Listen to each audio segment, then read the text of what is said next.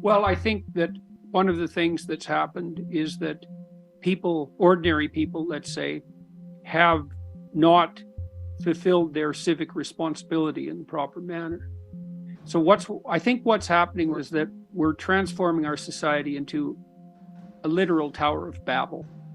And so a Tower of Babel is an abstract enterprise designed to replace God, to reach to the heavens, to become totalitarian. And its fundamental nature is the aggregation of power and responsibility at the top and the atomization of the citizenry. And that happens when the citizens abandon their intermediary responsibilities.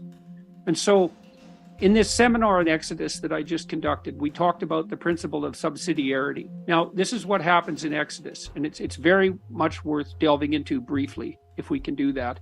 So Moses leads these slaves out of Israel. And everyone in the modern world thinks that's a hell of a good idea, because you shouldn't be a slave and you shouldn't be a tyrant. And so we can think of that as a self-evident axiom. In some sense, you should be free. So you have to remove yourself from the tyranny of your own imagination, and you have to remove yourself from the tyranny of state actors. But the problem is, when you remove yourself from tyranny, is you don't get to the promised land. You go to the desert. And that's because everything falls apart around you when you drop your tyrannical presuppositions. And so then you're lost and aimless and fractionated. And so that's the situation that confronts Moses when he leads his people into the desert. They're not free.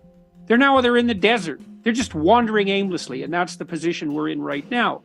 Now, what happens is that because the Israelites have no tradition of freedom and no internal order, they start fighting amongst themselves. And that's also what happens in the Tower of Babel. When people are too fractionated, they become unable to communicate and they all start speaking a different language. And that's certainly happening at the moment. And so Moses sets himself up as judge to adjudicate all the conflicts that the Israelites find themselves embroiled in the desert. And so now he's sitting from dawn until midnight every day, doing nothing but listening to people fighting. And he does this for years. And then his father-in-law comes along. He's a Midianite priest, so he's the archetype of the ethical outsider, a very common kind of character in the Old and New Testaments, like the Good Samaritan. And Jethro comes to Moses and he says, look, man, you got to stop doing this. And Moses says, why, essentially? And Jethro says, look, there's two reasons. First of all, you're wearing yourself to a frazzle. Nobody can take on that much responsibility and live.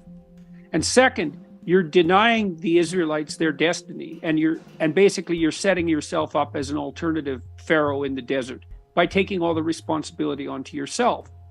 And so then he says, well, they decide, well, what should we do as an alternative? So this is the question is, what's the alternative to tyranny and slavery? And Jethro tells Moses, divide the Israelites into groups of 10 and have each of the 10 nominate a leader, and then group the leaders together and have them nominate a leader, and make an intermediary hierarchy up to tens of thousands. And then allow them to adjudicate their own disputes at the most local level possible. And any disputes that can't be intermediated at those local levels that eventually trickle up to you, you can decide. And so this is a hierarchy of responsibility as an alternative to slavery and tyranny. And it's also the model for the later establishment of religious institutions. And so what do people have to do? They have to find a mate. They have to get married. They have to have a family.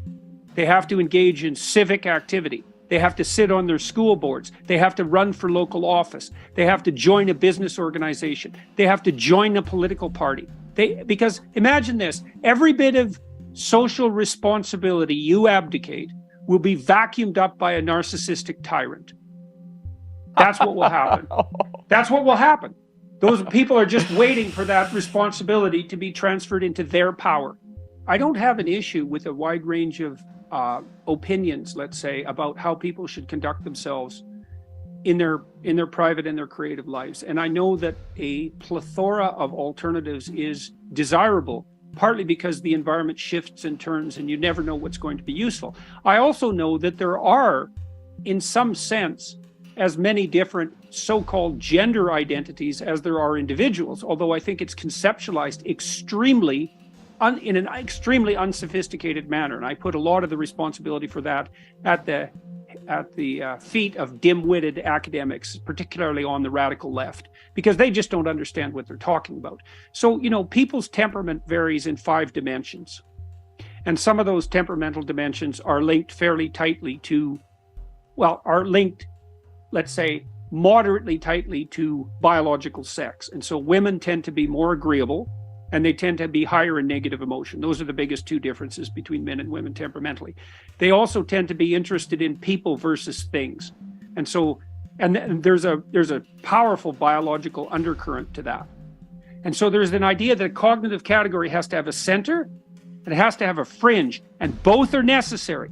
And the fringe has to be there because the categories overlap and because there's doubt and confusion, but the center has to be there because otherwise everything becomes fringe. And if everything becomes fringe, it's chaotic.